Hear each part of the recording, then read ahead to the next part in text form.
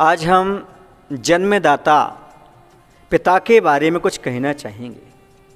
पिता को आखिरकार कैसा होना चाहिए, पिता का कर्तव्य क्या होना चाहिए, पिता की महत्ता किस चीज़ में है, ये समझने की बहुत आवश्यकता है।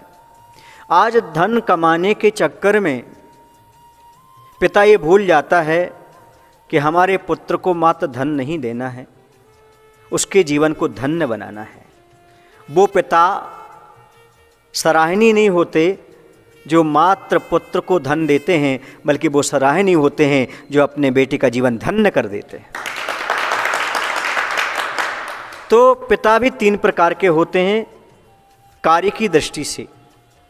पहले पिता वो होते हैं जो मात्र पुत्र पुत्रियों को जन्म दे देते हैं, ये सामान्य पिता की कोटि में आते हैं। इसके आगे कोई गति और प्रगति नहीं देते, उसको मात्र जन्म दे करके छोड़ देना, ये हो गया सामान्य पिता का काम। दूसरे होते हैं मध्यम पिता, वो ये होते हैं जो संतान को जन्म देते हैं, जन्म के साथ ही साथ उनमें उन्हें संपत्ति भी देते हैं, धन भी देते हैं, उन्हें धन की वसीयत भी देते हैं ताकि उसके जीवन का निर्वाह अच्छी तरह से हो सके। क्योंकि यदि इसे पूंजी दे देंगे तो आगे चलकर वह पूंजी से आजीविका का निर्वाह कर सकेगा।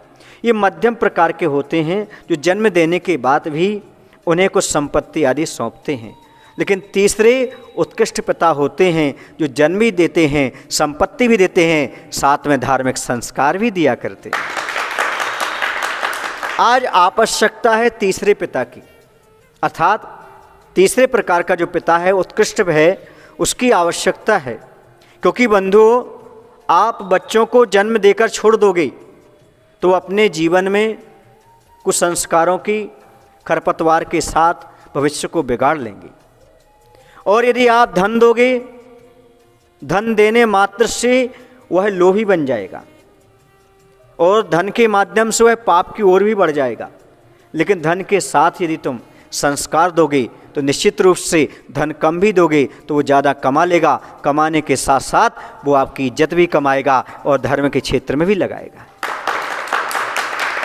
इसलिए जन्म देने के बाद पुत्र के लिए आवश्यकता है आप धन भी दें, साथ में उसे धार्मिक संस्कार भी दें। मैं कहा करता हूँ कि बेटी के लिए एक सुंदर सा सोने का हार दीजिए, बेटी के लिए एक सुंदर सा सोने का हार दीजिए, अपने बेटे के लिए एक सुंदर सी कार दीजिए, पर उन दोनों के लिए इससे पहले धार्मिक संस्कार दीजिए। क्योंकि आपके बेटे में जो धार्मिक संस्कार पड़ेंगे वह उसके भविष्य का निर्माण करेंगे।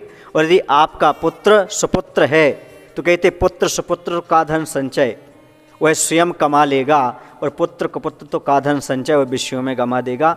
इसलिए संस्कार दे करके जाइएगा जिसके माध्यम से वह अपने जीवन को और दूसरे के जीवन को धन्य बना सके और कुल का वंश, कुल का दीपक बन करके और कुल का और धर्म का नाम रोशन कर सके। बोले महावीर भगवान की जय। आचार्य विद्यासागर जी महाराज की जय।